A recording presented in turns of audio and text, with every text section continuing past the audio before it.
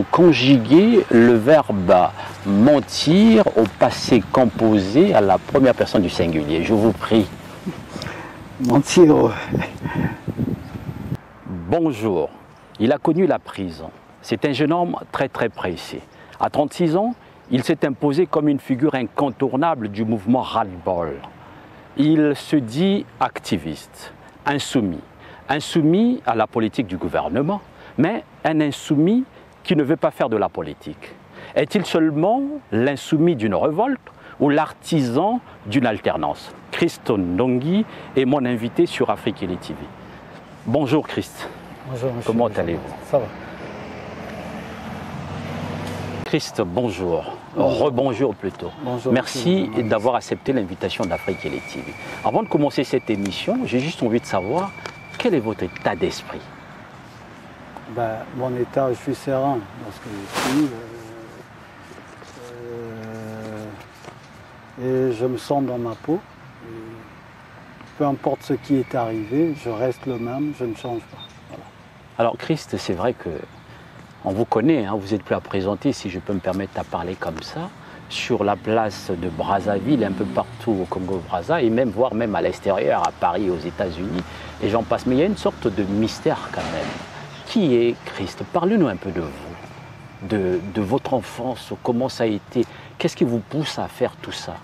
Ça serait important quand même que le téléspectateur puisse savoir vraiment qui est Christ Ndongi.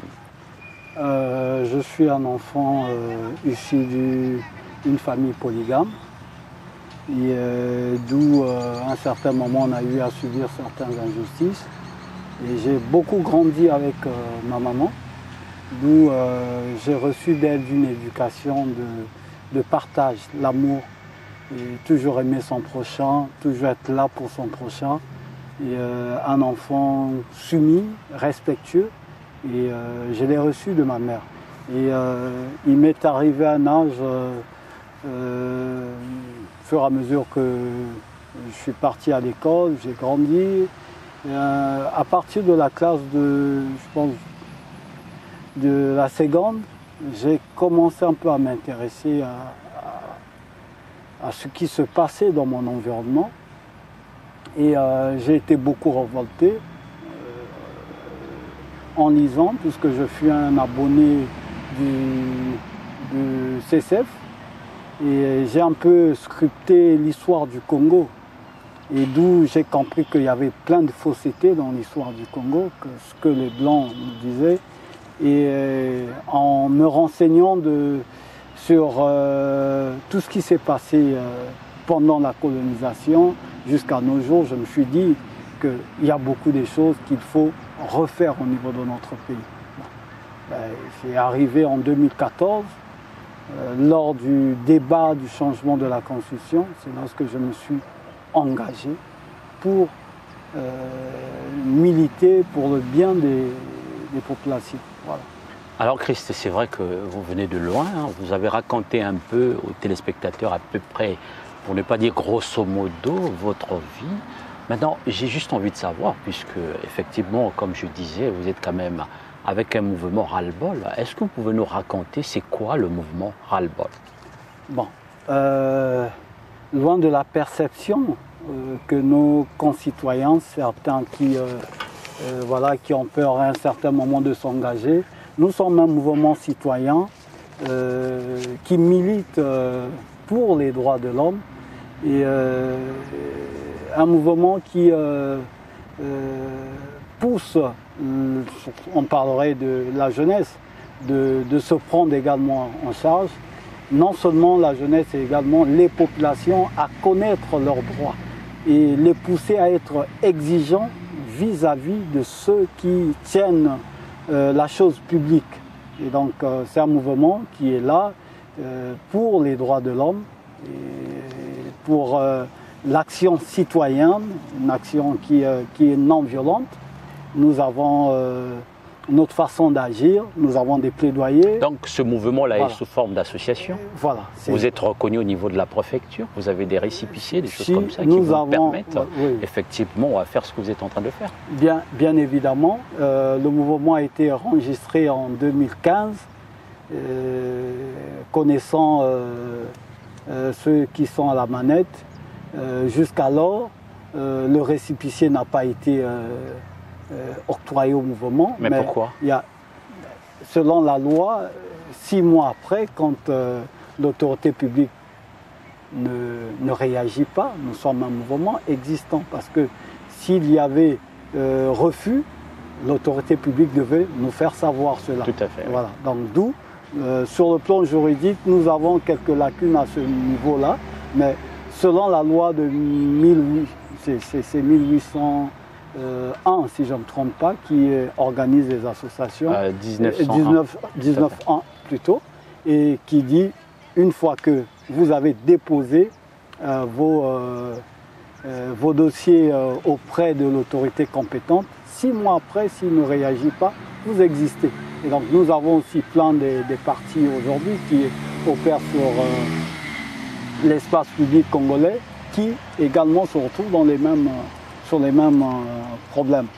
D'où cela ne nous empêche pas, parce qu'en tant que citoyens également, nous avons ce devoir-là, puisque la Constitution nous donne ce devoir-là, en tant que citoyens, de dénoncer par tout autre moyen, l'audiovisuel, par écrit et par autres moyens.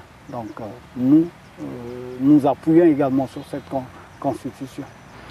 Alors, Christ, vous venez de sortir de prison il y a quelques mois de cela, sur certains quasiment. Racontez-nous un peu cette histoire. Comment ça s'est passé? Pourquoi on est venu vous prendre chez vous, je suppose que sans préavis, et on vous a amené chez le procureur de la République ou directement en prison? Qu'est-ce qui s'est passé? Est-ce que vous pouvez expliquer aux téléspectateurs pourquoi un matin l'État a décidé, à travers le procureur de la République, je suppose, parce que si on veut prendre quelqu'un, c'est le procureur qui envoie les policiers pour aller prendre la personne. Est-ce que vous avez reçu au préalable un avis de passage de la police, ou on est venu un matin chez vous prendre? Qu'est-ce qui s'est passé? Raconte-nous un peu cette histoire de la maison chez le procureur, directement en prison, ou de la maison directement en prison. Essayez un peu de nous raconter cette histoire. Bon, je vous prie. Avant tout, je dirais que je suis un activiste. Un certain temps, je mène des activités de terrain et en quelquefois titille ceux qui sont à la manette du pays. Et c'est le 25 mars dernier que j'ai été interpellé, je dirais entre guillemets enlevé, parce que c'est pas à mon domicile que j'ai été pris, c'est au plateau de 15 ans pendant que je me rendais à un endroit. Et c'est à ce moment-là que j'ai été pris enlevé par les éléments de la DGST. Aujourd'hui appelé. Vous n'avez jamais reçu une convocation? Je n'ai aucunement reçu une notification venant de la part des autorités publiques. Donc vous pouvez dire là en regardant vraiment l'objectif que vous n'avez jamais reçu d'autorisation? Je n'ai jamais reçu une notification, parce que je l'ai même dit aux agents de la DGST qui m'ont pris ce jour-là. Je dis, je suis une personne publique, vous me connaissez bien, je passe dans les médias, je suis responsable d'une structure qui est connue nationalement et mondialement, puisque nous faisons partie des réseaux des associations de la société civile qui opèrent dans le cadre des droits de l'homme. D'où, s'il y a lieu de m'interpeller, vous me faites une notification, je répondrai à vos services. Alors, une fois vous êtes devant Monsieur le procureur de la République, je suppose que vous étiez devant Monsieur le procureur de la République. Est-ce que le procureur vous a interrogé? Je ne suis pas passé directement chez le procureur de la République. Vous êtes passé directement à la DGST, où j'ai séjourné en toute violation de mes droits, puisque j'ai séjourné au moins 2 semaines à la DST, à la CID, aujourd'hui appelée CID. Donc, même l'avocat n'avait pas droit de me... Alors, on vous reproche quoi? C'est quoi le mobile? Le mobile, c'est que j'ai tenté de déstabiliser les... Vous critiquez l'état du pays sur les réseaux sociaux, c'est ça? Bon, pour eux, le mobile, c'est que j'ai tenté de déstabiliser l'appareil public en faisant une atteinte à la sûreté d'État selon les services de la DGST, aujourd'hui appelée SI. Et après cela, en toute violation de mes droits, puisque la garde à vue, elle est 48 heures, et s'il faut l'ajouter à 72 heures, il faudrait qu'il y ait le procureur. Vous avez parlé de l'atteinte à la sûreté de l'État. On vous a reproché ça parce que vous critiquez l'état du pays sur les réseaux sociaux. Évidemment. Vous critiquez l'état du pays sur les réseaux sociaux. Mais pourquoi vous critiquez l'état du pays sur les réseaux sociaux? En tant que citoyens, nous avons des devoirs et des droits. Et le citoyen est là pour veiller à l'action publique.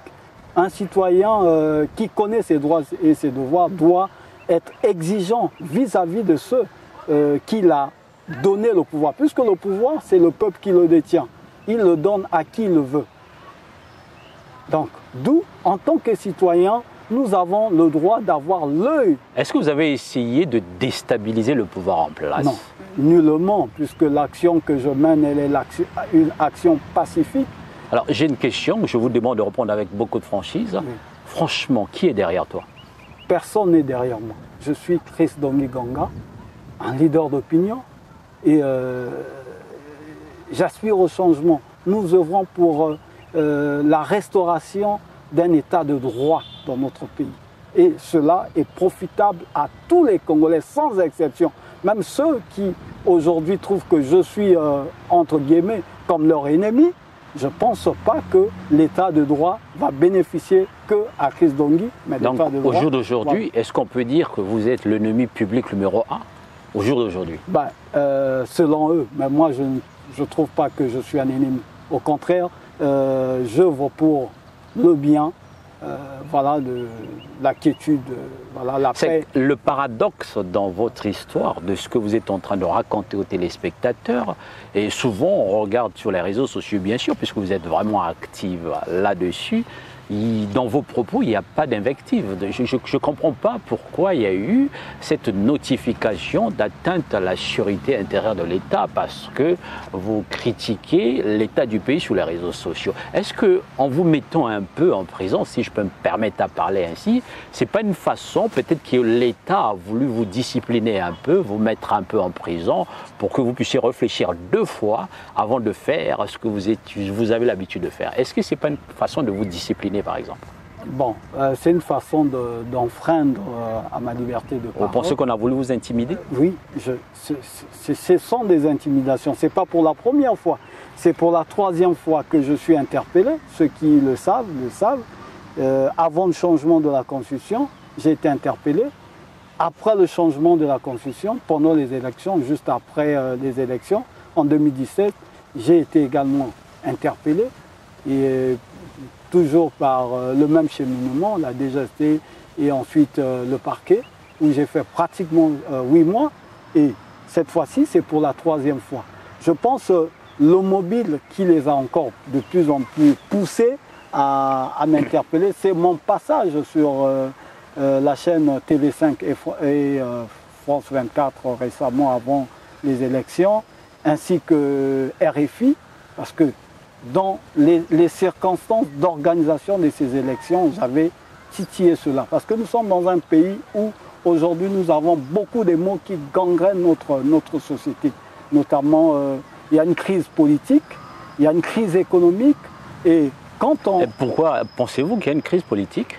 Qu'est-ce que vous entendez par crise politique? La crise politique, c'est quand vous avez, je dirais, certains leaders pour avoir le fait d'être candidats aux élections présidentielles qui sont aujourd'hui accusés injustement d'atteinte à la... Vous parlez de qui? Vous faites allusion à qui? Je parle de général Jean-Marie Michel Moukoko, André Okomi Salissa et les autres qui ont été interpellés également durant... Juridiquement parlant ou au niveau du droit, si on peut dire ça ainsi, je crois que le procureur de la République, c'est pas moi qui le dis, le procureur de la République, certains membres du gouvernement, pour ne pas dire voir lui-même le président de la République, a reconnu que les noms que vous citez, le général et André Okomi Salissa, ce sont des prisonniers du droit commun. Ce n'est pas des prisonniers politiques. Qu'est-ce que J'allais plutôt dire, qu'est-ce qui prouve, selon vous, que c'est des prisonniers politiques? Je dirais, avant tout, on doit d'abord être humain. Et c'est ce que je ne cesse de demander à nos aînés. Parce qu'en politique, il n'y a pas un enfant, il n'y a pas un jeune. Nous sommes tous leaders. Et il faudrait faire des analyses pertinentes de la situation de notre pays. Ce qui est curieux, Jean-Marie Michel Moukoko, on nous ramène une histoire où il avait voulu organiser un coup d'État, je ne sais pas, en 2007. Et c'est l'histoire qui surgit tout simplement avant même que ce dernier puisse se présenter, disons, poser sa candidature. Mais après, la candidature a été acceptée. Et juste après les élections, quand il n'a pas reconnu la façon dont les résultats ont été donnés, parce que vous connaissez les circonstances dans lesquelles ces résultats ont été donnés, la population était dans la rue, les populations entre guillemets du quartier sud, parce que dans ma tête je ne connais ni le sud ni le nord, je suis un patriote, pour ça je n'aime pas parler du sud et le nord. Et bon, en fait, voilà. Je comprends ce que vous voulez dire, hein, voilà. Compte tenu du temps, oui. C'est l'histoire, c'est passé, selon vous, en tout cas, en regardant l'objectif, vous avez dit que c'est des prisonniers politiques. Voilà. Ça n'engage que vous. Dans cette émission, les propos de nos invités, ça n'engage que nos invités. Alors, je voudrais quand même vous poser une question, bien sûr. Depuis que vous êtes sorti de la prison, est-ce que vous vous sentez en sécurité? On ne peut pas se sentir réellement en sécurité dans un pays qui est devenu une prison à ciel ouvert. Pourquoi? Parce que quand un citoyen se lève pour dénoncer certaines mauvaises manœuvres de la part de ceux qui sont... Donc quand vous dites, excusez-moi, que le pays est une prison à ciel ouvert, vous voulez dire que le pays est caporalisé? Évidemment, évidemment. Vous pensez vraiment que le pays est caporalisé? Je le dis, je pense. Est-ce qu'on prend tout le monde en prison comme ça facilement? Moi, je suis ici à Brazzaville. Je suis en train de sillonner sur la ville de Brazzaville. Je n'imagine pas que l'État ou ceux qui nous dirigent peuvent aller comme ça parce que quelqu'un aurait filmé, je ne sais pas, Ngamakoso, les érosions, ou je ne sais pas, nos caniveaux qui sont sales et qu'on viendra subitement le prendre. Parce qu'il n'y a pas que vous qui êtes en train de faire ce travail-là. Il y a d'autres personnes. Est-ce qu'on prend tout le monde en prison? Vraiment, vous pensez que le pays est caporalisé? Bien évidemment, je pèse bien évidemment, puisque nous sommes tout le temps interpellés par les populations, puisque nous, au moins, nous sommes des personnes publiques. Tout le temps, nous sommes interpellés par les populations, par la façon de faire. Aujourd'hui, dès lors que vous parlez d'un sujet qui concerne le public, parce que les gens ont souvent une confusion dans leur tête, parce qu'on a mystifié tellement la politique, alors parler de l'eau devient aussi un problème parce que les gens manquent de l'eau et la personne a même peur de parler dans un bus parce qu'il se dit qu'une fois que je parle de ça, je serai visité par les forces publiques. Et donc, d'où nous sommes, je dirais, dans un état policier, il faut se le dire, c'est pour le bien de nos aînés qui sont aux commandes aujourd'hui du pays. C'est une façon de leur demander de rectifier le tir. Parce qu'on ne peut pas gouverner un pays où il n'y a pas de gens. On ne gouverne que lorsqu'il y a du monde. Et pour pouvoir gouverner le monde, il y a des lois qui sont établies.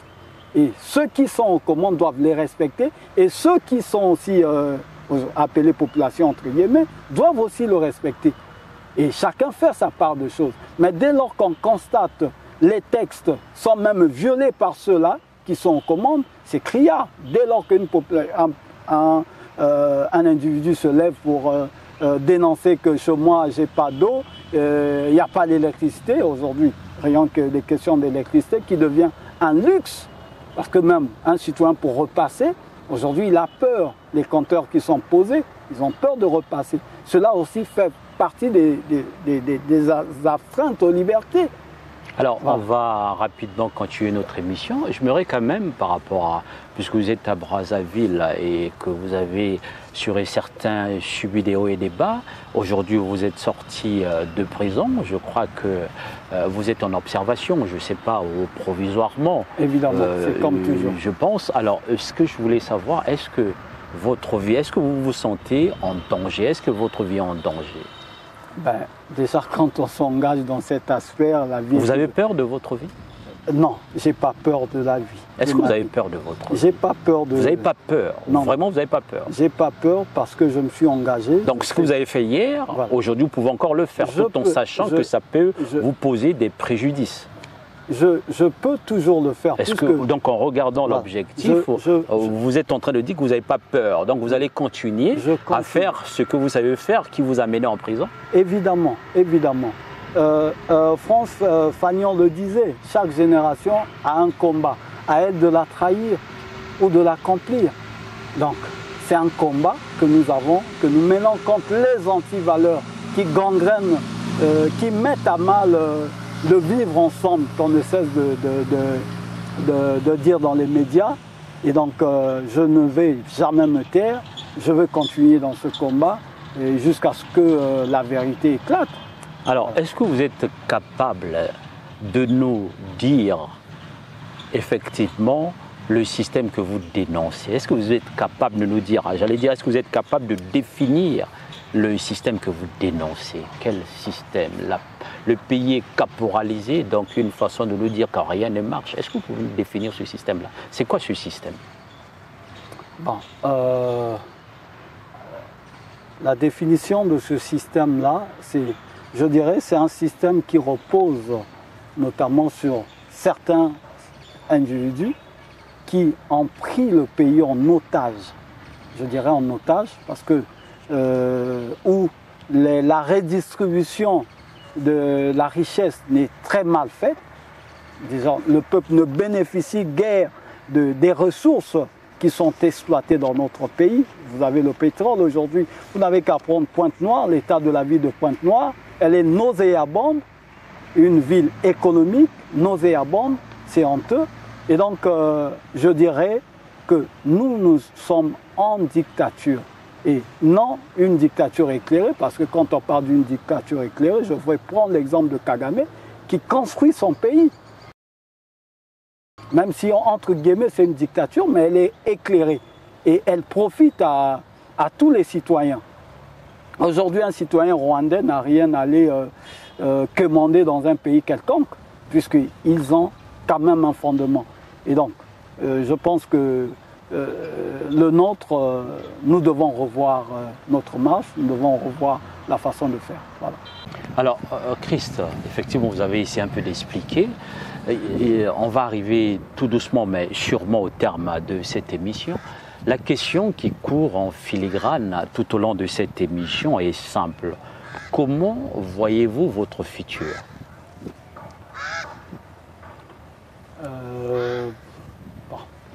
Mon futur, c'est que je vais m'engager dans la sphère publique, purement. Donc vous pensez faire de la politique? Ouais, vous allez faire de la politique? De toutes les façons. Donc vous allez rentrer dans un parti politique ou vous avez créé un parti politique? Est-ce que vous avez l'ambition de créer un parti politique? Non, pour l'instant, non, pour l'instant, parce que y a une nuance, ce que nombreux ne savent pas, que je vais essayer d'étayer l'opinion publique, parce que tout ce qui touche à la sphère publique est politique. Même si quand on dit société civile, elle touche à la sphère publique, elle est politique. Donc il y a une différence à faire entre ceux-là qui sont dans les partis politiques, c'est des gens qui aspirent un jour à diriger.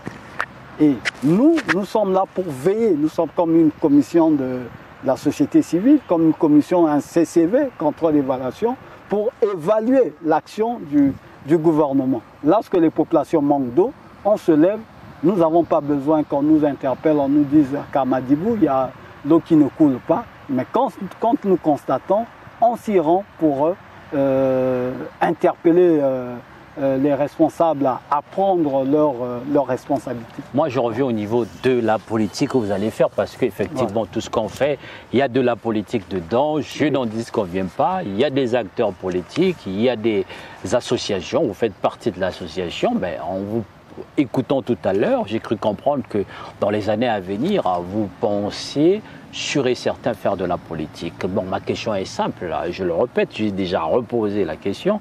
Est-ce que pensez-vous, tout simplement, créer un parti politique parce que ça chichote chaque matin lorsque vous vous rasez, ou tout simplement vous allez rallier le Parti congolais du travail?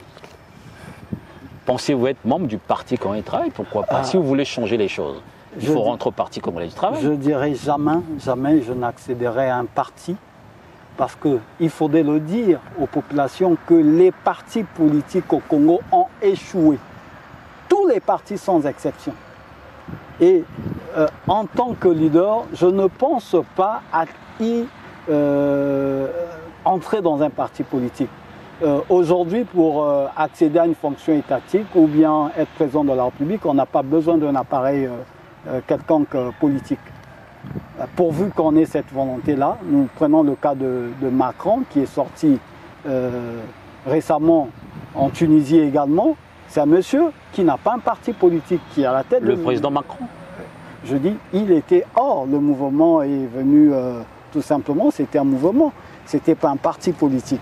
Au début, je ne sais pas s'il a... ça devient un parti politique. Ça devient maintenant un parti politique. Au début, ce n'était pas un parti politique. Il y a le cas de la Tunisie également. Celui qui a la tête n'a pas un appareil politique, un parti politique. Alors donc, si je comprends bien, vous pensez demain faire de la politique sans appareil politique. Sans appareil. D'accord. Alors, Christ, nous sommes presque arrivés, comme je disais tout à l'heure, au terme de cette émission.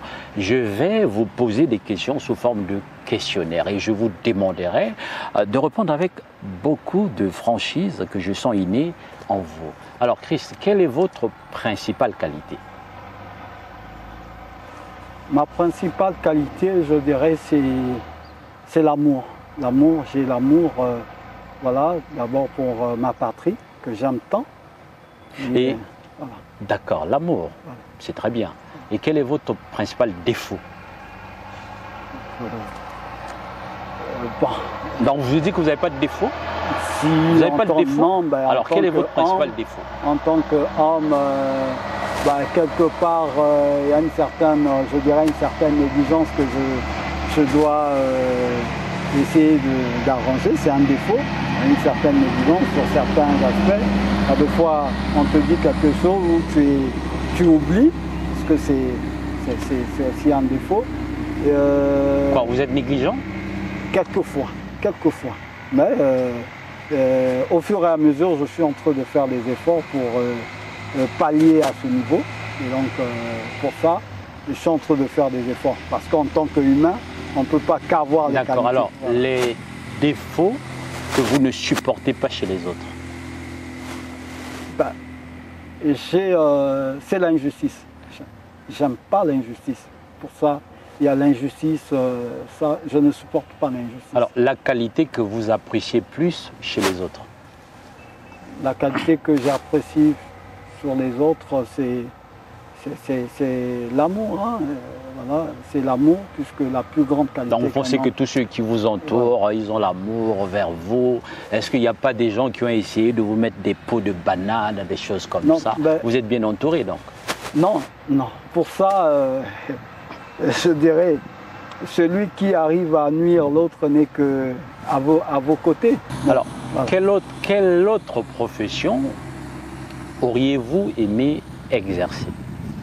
À part ma profession, oui. Parce que je suis informaticien maintenancier, j'aime bien l'environnement et j'aspire parce que c'est quelque chose qui m'est de vous. Quand j'essaie de voir mon pays, je pense que m'engager au niveau de l'environnement, voilà, pour donner un espace meilleur aux Congolais. Je vous connais en tant que quelqu'un de culture. Quel est votre personnage historique préféré?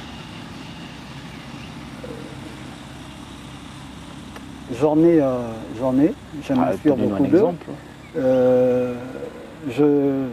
J'aime bien Mabiala Manganga quand j'écoute son histoire. Il faut d'abord parler des nôtres, des Congolais. Mabiala Manganga, il y a Bweta Mbongo, il y a Mathieu André.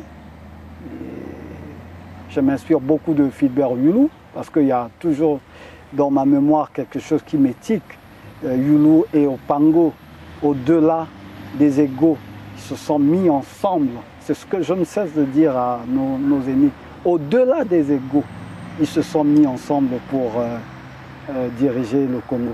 Et à l'extérieur, je m'inspire beaucoup de Martin Luther King, puisque je lis vraiment les ouvrages de Martin Luther King et de Mandela, ainsi que Thomas Sankara et tous les autres. D'accord, donc il y a beaucoup des acteurs politiques dans le monde entier qui vous inspirent. Voilà. Quel est votre passe-temps favori? Votre passe-temps favori, c'est quoi? Bon, je suis plus devant une machine, hein, en train de scripter tout ce qui se passe dans le monde et de se former, parce que j'aime me former. Je suis plus un autodidacte, hein, parce que j'ai beaucoup appris en autodidacte devant ma machine. Et donc, c'est plus mon passe-temps favori. Et je suis très souvent devant le téléphone en train de scripter les informations du monde entier. Alors, Christ, c'est quoi l'argent pour vous? Pour moi, je dirais l'argent est utile, mais c'est quelque chose aussi qui est éphémère. Parce qu'on vient quand on est, on ne naît pas avec l'argent. Et quand on meurt, on ne meurt pas avec l'argent. Voilà. D'accord, alors nous sommes arrivés effectivement au terme de cette émission. Tata Bama Bandeko, mesdames et messieurs, Christ Ndongi était mon invité. Alors, comme c'est la règle de l'émission, parce que ça fonctionne comme ça chez Afrikili TV, parce qu'on a parlé de tout et on arrive à la fin, on ramasse tout et on vous demande de nous conjuguer le verbe mentir au passé composé à la première personne du singulier. Vous avez le bonjour d'Hollande, hein? Autrement vous n'êtes pas obligé de reprendre. Je ne peux pas. D'accord, on comprend que vous ne pouvez pas reprendre à ça parce que cela voudrait dire que tout ce que vous avez dit, vous avez menti. Alors, Christ, en tout cas, c'était un plaisir pour moi de passer ce moment avec vous ici à Brazza. La ville est calme, comme dirait mon ami Rodrigue. Afrikili TV, Ntimadiankaka et Loro Mususukaka. La ville est calme, encore très calme. Alors, Christ, vraiment, j'ai beau y chercher à ne pas poser cette question, à insister, mais il y a quelque chose qui me pose quand même à insister sur ça. Sûr et certain, avec tout ce que vous êtes en train de faire au Congo-Brazzaville ici, si vous n'êtes pas soutenu, c'est bizarre. Il doit y avoir quelqu'un derrière vous qui vous donne de l'argent. Il doit y avoir quelqu'un derrière vous. Est-ce qu'il y a quelqu'un du pouvoir ou quelqu'un de l'opposition ou une personnalité ici ou des associations, pourquoi pas, qui vous encourage en vous donnant des moyens? Vraiment, j'ai essayé de ne pas poser cette question, mais il y a quelque chose qui me dit qu'il faut que je pose vraiment cette question. Avec beaucoup de franchise que je sens inné en vous, en regardant l'objectif, est-ce que vous pouvez dire la vérité au peuple congolais que vous êtes soutenu? Je dirais, c'est une question qui m'est posée tout le temps. Est-ce que vous êtes soutenu ou derrière vous il y a quelqu'un? Je dirais non. Chris Ndongi, c'est un jeune, j'entreprends et je me bats avec des moyens de bord. Il arrive de temps qu'un citoyen qui voilà, a de l'estime pour ce combat arrive à te dire mais Chris Ndongi, je t'ai envoyé 5 000 francs pour le crédit. Mais dire que je reçois d'une tierce personne ou bien d'un homme politique du PCT ou de l'opposition, je dirais non. Les actions sont menées avec l'argent de ma poche, avec ce que je fais informaticien, et je me contente de ce que j'ai. Je ne voudrais pas avoir, parce qu'on dit la main qui donne, elle est toujours une main dominante. Je ne voudrais pas avoir des injonctions venant de la part de certains parce que j'ai une autre vision. Voilà pourquoi je ne veux pas adhérer aux partis politiques, parce qu'ils ont une vision tracée. Alors que moi, je suis un jeune qui est épanoui Et je n'aimerais pas être au milieu d'un embryon où on vous dit il faut faire ça, il faut faire ça, il faut faire ça. Non. Mais bon, voilà. On a terminé l'émission, c'est vrai. Voilà. J'ai dit qu'on a terminé. Mais Christ, cette émission le fait parfois sur Lingala. Ouais. Mais très sincèrement, même pas 2 secondes. On a quand même un bon président de la République. Le président de la République, il est bon, non? Le président de la République, Papa Sassou, a quand même président Moko Asimbi-Mboka. Il est bon ou pas, le président de la République? Le dire ouvertement, je n'ai jamais cessé de l'interpeller. Oui, mais il est bon, le président. Est-ce qu'il n'est pas bon? Bon, je dirais... C'est le père de la nation, c'est grâce à lui qu'il y a la paix, c'est grâce à lui que les Congolais vaguent à leurs occupations, c'est grâce à lui que nous, on se retrouve ici même en train de faire notre émission. Est-ce que tu peux dire en regardant l'objectif que le président de la République, il est bon? C'est vraiment... Je ne peux pas le dire parce que je ne suis pas une personne enfumiste. Je ne suis pas fumiste. J'aime être honnête avec les autres. J'aime être honnête. Je dirais qu'il a assez de défauts qu'il doit améliorer parce qu'il n'a pas une notion d'écoute. Parce que s'il avait la notion d'écoute, avec tout ce qu'il a eu comme étant boom pop pétrolier et autres, il pouvait faire mieux. Mais pas de notion d'écoute. Et donc, et la paix aussi, c'est pas le manque de coups de feu. La paix, c'est un état d'esprit. C'est ce que je ne cesse de dire aux gens. C'est un état d'esprit. Et quand vous avez un enfant qui n'a pas mangé, vous n'êtes pas en paix. D'accord, donc voilà. On a compris, la paix, c'est un état d'esprit. Vous ne voulez pas dire devant les téléspectateurs que le président de la République est bon, vous avez donné vos raisons, on peut comprendre, il n'écoute pas, mais je pense que depuis 1960 jusqu'à aujourd'hui, tous les présidents de la République qu'on a eus, c'est-à-dire Youlou, Massamba Deba, Marien, Ngouabi, Sassou et Lissouba et encore Denis Sassou Nguesso, souvent on pourra dire que c'est des présidents qui ne coûtent pas la plupart du temps, c'est-à-dire qui nous proposent ceci et une fois ils sont au pouvoir, ils font autre chose. En tout cas, Christ Ndongi, merci. Merci. Batata, Bamama Bandeko, mesdames et messieurs, nous sommes arrivés au terme de cette émission. C'était Afrikili TV, votre chaîne d'opinion. La télé sur le web, pas comme les autres. Ici, vous avez la parole. En tout cas, si vous voulez nous encourager, si vous voulez participer à nos émissions, il suffit tout simplement que vous puissiez appeler au numéro que je vous donne, le 06 59 68 70. Là, en ce moment, Afrikili à Brazzaville.